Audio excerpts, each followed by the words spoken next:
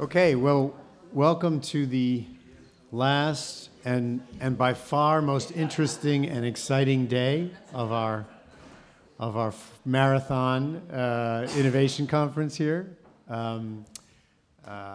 We do have a slightly smaller crowd today, which means every one of you has to ask a question at some point in this morning. Quality is up. Quality is, the average quality is up, yes, absolutely. Our first session this morning is our last keynote address, which will be given by Kathryn Shaw. And I'm just thrilled that she's here. Kathryn is the Ernest C. Arbuckle Professor of Economics at Stanford Business School and a Senior Fellow at the Stanford Institute for Economic Policy Research. She's also a co-leader of the NBER Personnel Economics Group. She's a fellow and past president of the Society of Labor Economists and was awarded an honorary degree by Maastricht University in 2020. She served on Bill Clinton's president of President's Council of Economic Advisors, has been an editor of the Journal of Labor Economics.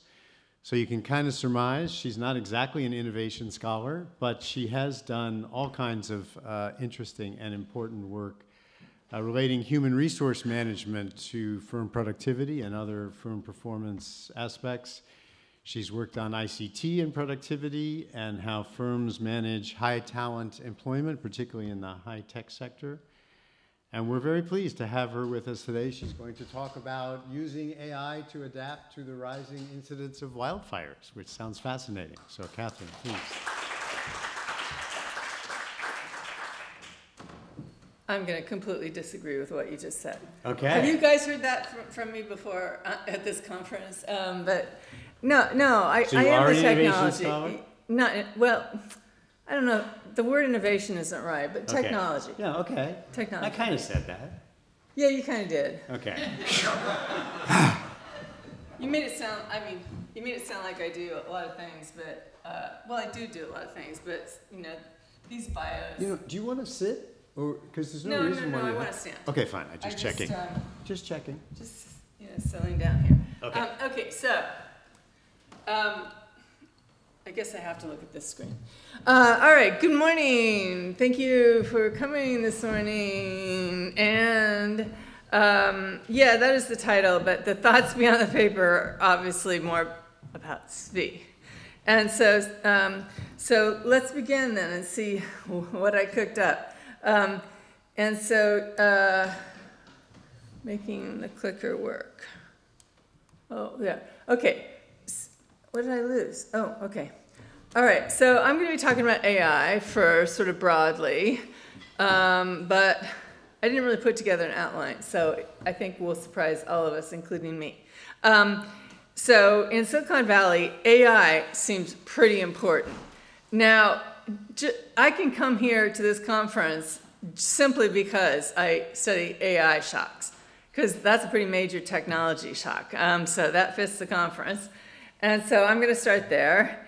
And so on this slide, I say, in my current MBA class, which I left on Monday, The Business of AI, lessons, well, it's a long title.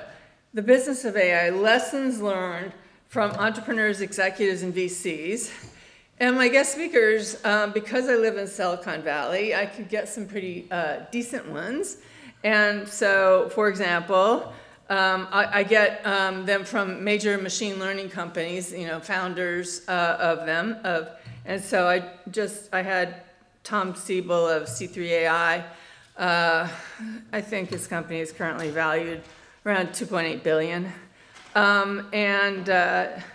And a Gen AI company I'm getting is Weights and Biases, which is, and the speaker is in the executive suite, not the CEO, Yandi Erlich. And it's got a valuation right now of around $1.25 billion. Pardon me? Oh, okay, anyway.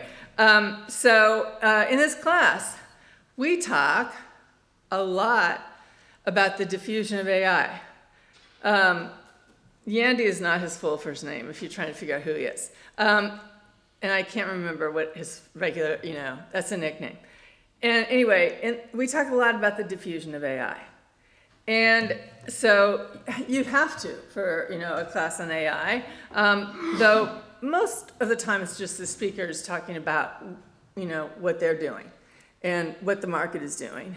And the class has changed a lot over time because it was much, much easier to teach when it was about machine learning companies, obviously, because, those companies can be founded and the LLM, by and large cannot. So it's really changed. All right, of course, I stick in pictures like this.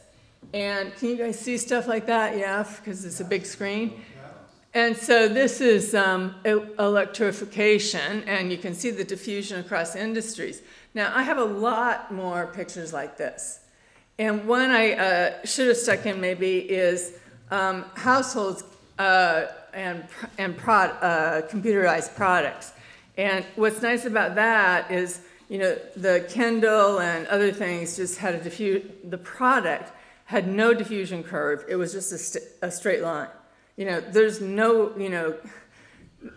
adjustment costs to buying a Kindle, frankly. And so, though it does have, I'm trying to see who's here, it does have a max in the sense that, a lot of people don't want a Kindle.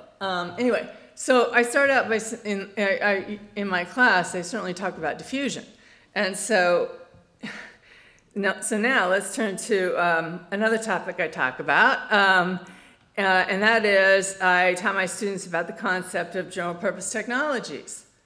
And this is a big topic, it's a topic I truly love, but, to have, there are other experts in the room, like, Tim and Manuel are sitting in this room, so you can come up or you can raise your hand and tell me why I'm wrong, but this is an opinion piece here, so, and I've said very little. I mean, I could give a couple hours on this.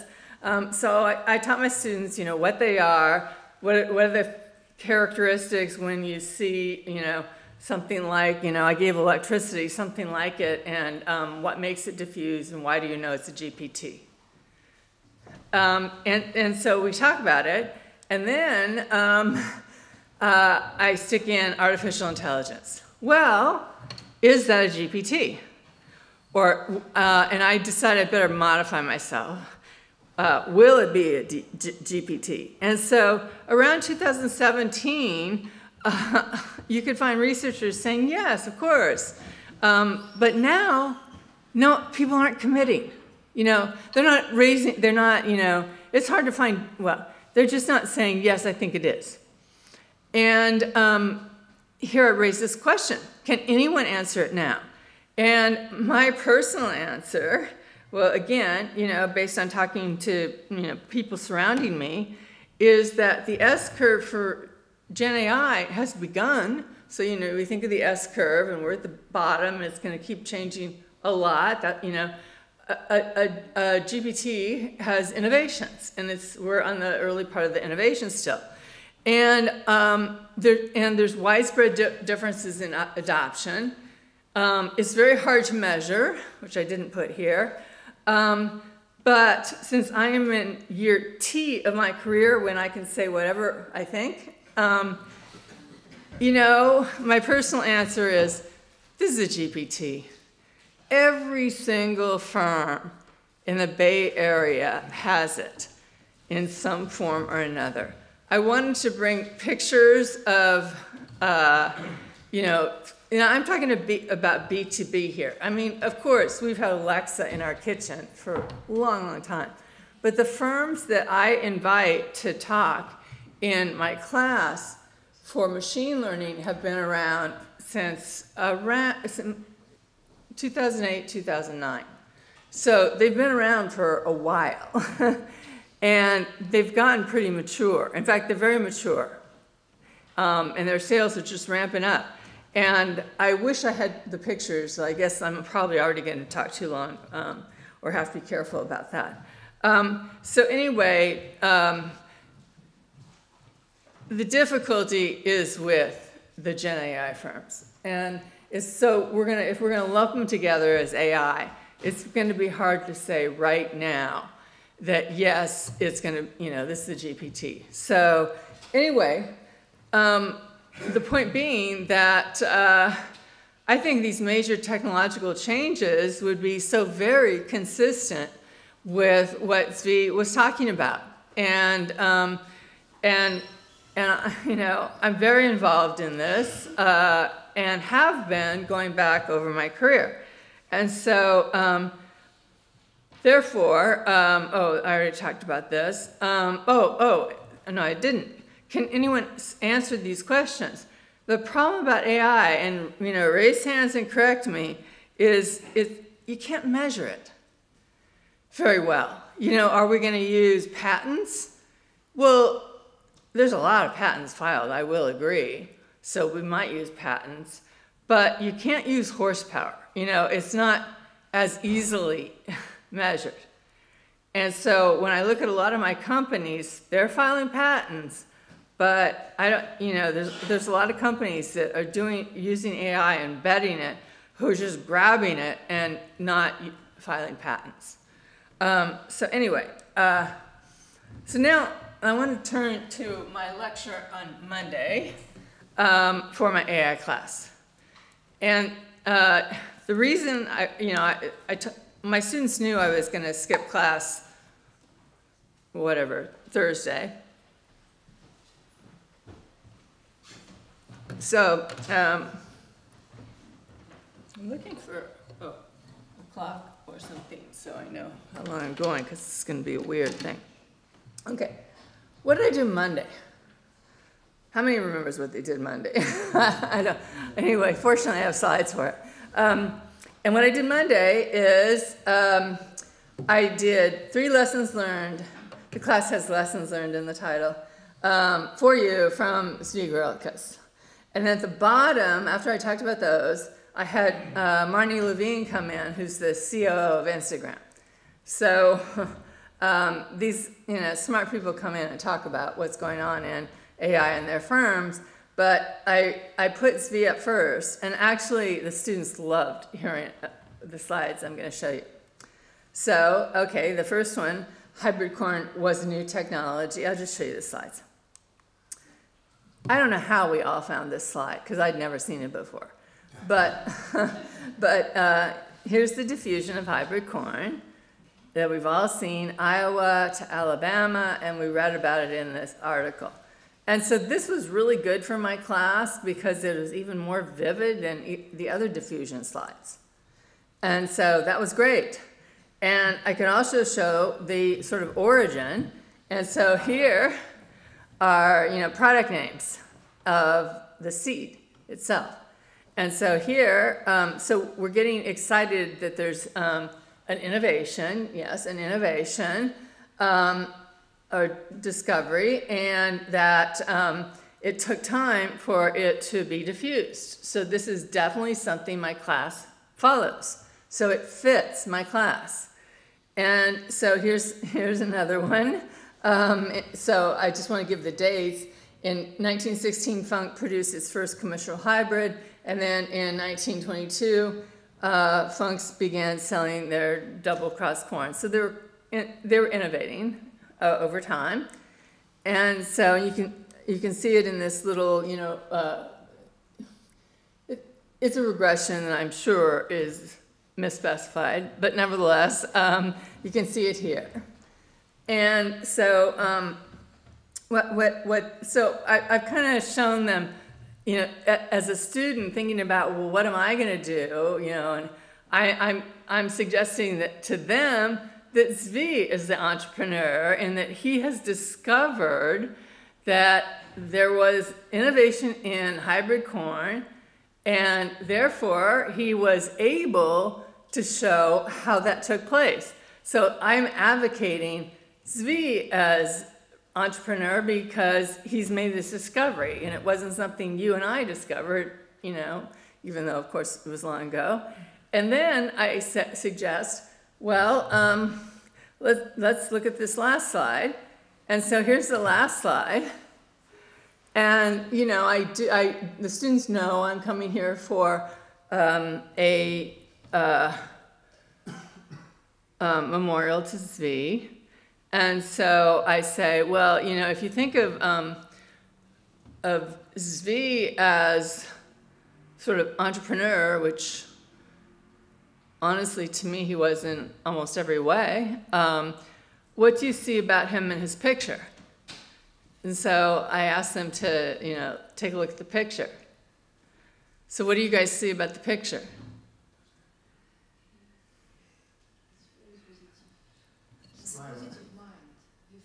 He's what? Has a positive mind and he fights. Well, I don't know if you can see that in the picture. I think you saw that in your mind. She said he has a positive mind and he fights. Well, yes, okay. Oh, no, I guess you do. You see it from the text. Yes, okay, from the text. Well, certainly in the text, yes. So that would be a good answer for my students. What do you see in the picture? Big smile. Big smile, yes. Smiles in the eyes. Smiles in the eyes. Yeah, as well as in the teeth. Yes, and so he's always smiling and his eyes are always twinkling. His whole life when I saw him. And so, of course, so I was telling the students, we're going to, this is a memorial, but I was also telling the students, by the way, this guy, in part, was so, meaningful because he was a person who you had to have confidence in for just so many reasons. And one is, he was there, smiling, twinkling, and drawing you in. And so that, that's honestly, that's what entrepreneurs in Silicon Valley do if they do it well. So, all right, well, anyway, that's what I said. So that's the end of my, I'm going to get back to Zvi in a few minutes, but that's what I said to my class. All right, now, turning to how Zvi affected me, I'll have a few slides on that. So, Zvi and success. I didn't know what to say about in the subheading here, but anyway, Zvi admitted me to Harvard.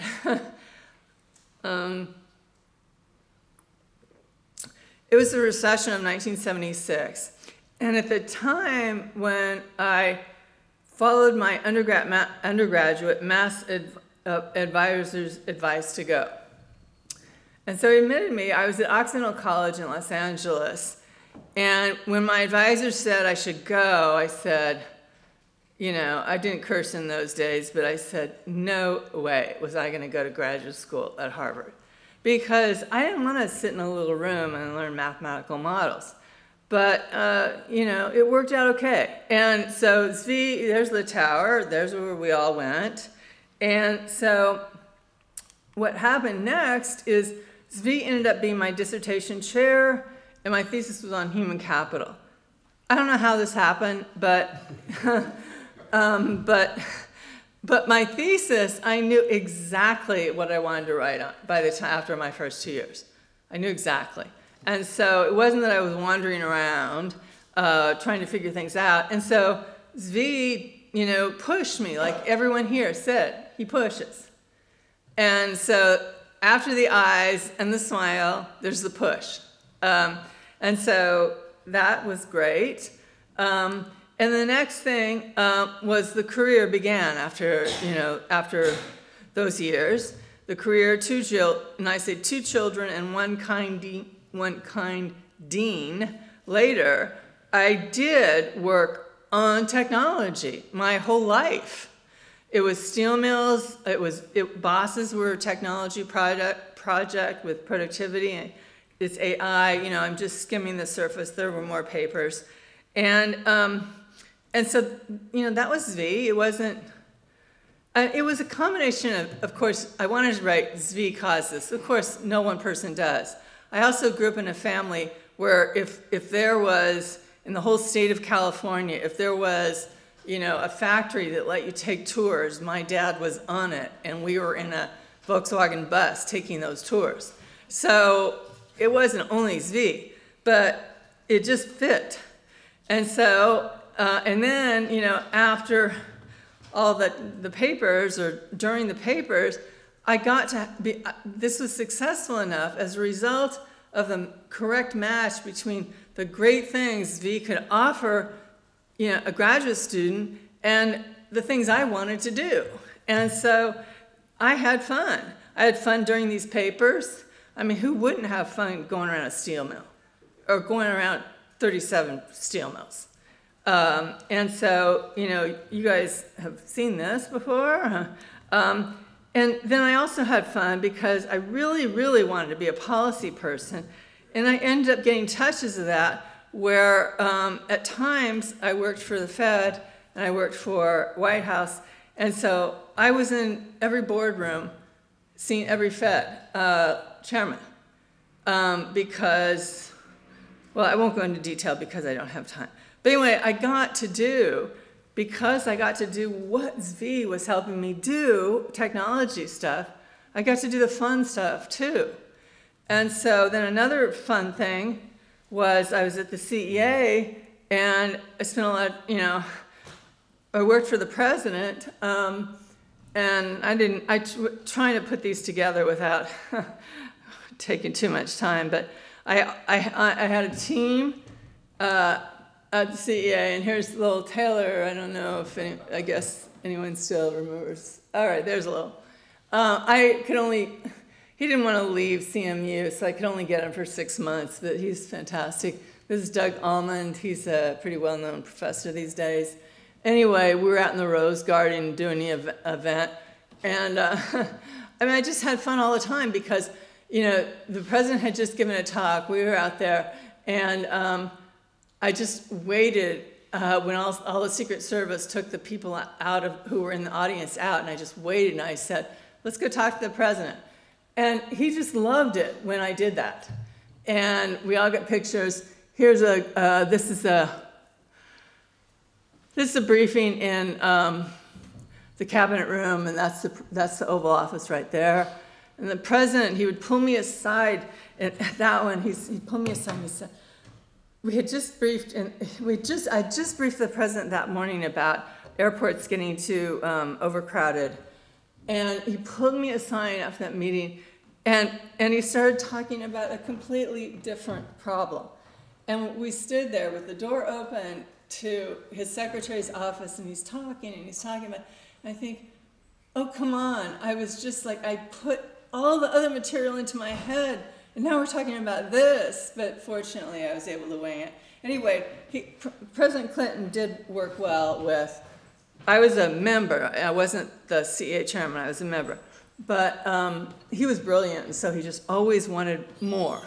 Anyway, those are my children, my daughter crying because he scared her. And my poor little girl, she was only 4 years old when I was working there. But we solved the problem because she got to pet the dog Buddy a few minutes later. Anyway, here, is me in the Oval and in the Rose Garden. So, anyway, yeah. So, that was from technology. The technology papers I wrote got me invited to go to the White House and work there. And my whole career was just fun. There were some down times when a few papers didn't go well. There's always down times. And here is the word I want to use for you guys. So yes, I have always taught a lot of entrepreneurs at Stanford. And one day, about 15 years ago, I was talking to one who'd been out about 5 years. And I asked her, and this is an awkward thing to ask, but I asked her, women, it's said that women never want to be entrepreneurs. And her answer to that was, I take calculated risks. And she defined it, which is that she was a rock climber, and she makes sure that the carabiners are in there and she's well tied down as she goes up. And so I thought, when I thought about my whole career, and this would have to be true of Zvi, that when you start a research project, you have to decide, are you taking this on? even though you have a portfolio of projects, you have, some are going to fail, some you shouldn't do, but you want to take calculated risks. And when you look at what he's chosen, which of course, and succeeded so many, that's what you want to do. Because if you're not taking risks, you're going nowhere. And so that's what I have to conclude now as I look at, sort of another thing I learned from those years. All right, so a few images, and then I'll get to a couple more things that I've done lately. Okay, now, this may seem like an odd image. It's a building in Dallas, what the hell. The reason it's here is that around 1994, maybe, I was at the AEA meetings, and I got into an elevator. Fortunately, it wasn't very crowded, and Zvi was in the elevator, and he saw me, walk in, and he did just what Zvi does. He gave the big smile, the twinkly eyes, and the big hug. And that just shocked me, because I didn't think he knew me from anybody. But that's another trait. He's got this brilliant mind for absolutely everything. And that includes people skills. He doesn't, a brilliant economist could say, okay, I'm going to crunch away, crunch away, crunch away. But, when you talked about the tree of Zvi, yes, it's working with, all this work has come out of it. But these followers, there's other reasons why he has followers too. It's because you want to be around him for a million reasons. And so, all right, this is my last V, and then I'm going to spend a couple minutes on this AI research project I'm doing, and then close. Okay, so here is, no, come on.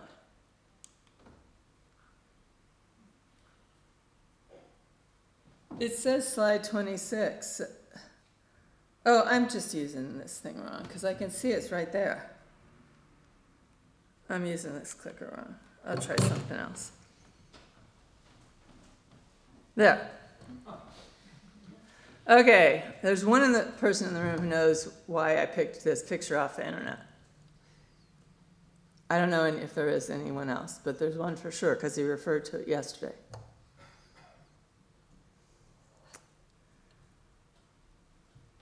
Thank you, Ian. What is this picture? The couch. The couch. A couch. Yeah, but it's representing the couch. Oh, okay. So the way Zvi met with you, I met with Zvi when I was doing my dissertation every 2 weeks. Can you imagine? I would guess. I mean, I was not his research assistant, so I met with him every 2 weeks. His office was large, his desk with junk behind it, and he had a white couch. But it was a kind of old-fashioned couch, but no 3 white pillows. But we'd sit on the couch, and I'd have my papers with the work on my thesis that I had just done and was working on, and we just sit there. I guess they were probably only half-an-hour meetings. And so we'd sit there, and he'd look at it, and he'd make comments. And most likely, my emotional memory of this is that they were probably somewhat critical. But I don't have the memory. When you guys laugh, I mean, I knew exactly what I wanted to work on. I knew how I wanted to do it. So I don't have the memory of being like flat out after those meetings. In fact, my memory is that because, I had my thesis and I had Zvi backing me up, my memory is that I hung out with my boyfriend in Harvard Square for a couple of years and had a great time. I didn't feel stressed. I feel like, you know, the plan was working out. And this couch, you know, I have a off-white couch in my office and have had one for Stanford for 23 years. And I do the same thing. You sit there so you can see the same pages you're working on. I mean, of course, you can use, there are Zoom meetings, but same thing. And so this is really a major memory of, you know, having Zvi be, you know, how he did dissertations with me. And I don't know about others, but it was, you know, every 2 weeks. You had the most brilliant person just saying, fix this and you're going to move on. And so I'm going to close now on Zvi, and I'm going to move on to my paper for, I think I have like 8 minutes maybe. Something like that. But this doesn't sound like a testament to Zvi, this, you know, but it was his kindness and his sternness all at the same time, frankly. All right. Now, maybe not. All right, back to this computer thing. All right, so the paper that I'm working on now. So the AI paper. So here's the first little picture. And this guy bears a resemblance to someone we've been talking about, but this is John McCarthy. So he is coined to be the person who named, you know, artificial intelligence in 1952. Okay, and then the next person, let me see, is Herb Simon, who was hanging around Carnegie Mellon when I was there, and there's too much on this slide, but it said that he was certain that, and there's a quote at the very bottom, machines will be capable of doing any work a man can do. Well, I hope not, and I certainly don't believe it, but anyway, I did, you know, Simon got a Nobel Prize for his more behavioral work in organizations, which is truly excellent and goes in personnel economics. So anyway, AI, you know, the term AI is ancient, and yet, why now? You know, why have we got it now? Well, big data, fast computers, cloud storage. I've probably missed a lot of details here, but you know, the stuff you've seen in the press. And so I have a paper as a result. And also as a result, I've been teaching my AI class for I guess 6 years. But it didn't get big until the last 3 years, when you know, the world, you know, believed AI was going to be a big deal. All right, so the class is about using AI to react to fires in the West. So let me show you some pictures. Well, those of us in the West, you know, like Tim and maybe and a few others who, Bronwyn, a few others, we experienced this. We experienced, you know, being in our home and not walking out without being totally sucked into smoke. And the fires in the West, this is a small picture, so, but the brown is the locations of the fires. And so I really don't have much time, so I'm going to have to go real quickly. And so billions of dollars of losses occurred during this time period of the late 17s, and the picture on the bottom is my parents' house. It went down outside Los Angeles. And so now, the plan of the paper, the paper we're writing is, we worked with one company. I made up the name, but it's a company, few doors from Stanford. I met them through my AI class. And what they do, maybe I should just talk a little bit, because if I read, it's going to take forever, so don't read. what they do is they buy the photos from planes that are flying above houses. The photos are, they get a picture of every single house at whatever, at least once a day. I think they get them two times a day too. The purpose of that is buying a photo of every single house. They get to see whether that house is vulnerable to fire. And that is, is there a lot of vegetation around it or not, or what's the roof like, and more. And they are selling those to an insurance company who now knows how to price their premiums. This is a big deal. It's going on to this minute. If you look in the newspaper in California, they're still talking about what we should do because the fire risk continues. So that's the gist of it. And I'll show you a few pictures, but I just want to talk because of the time.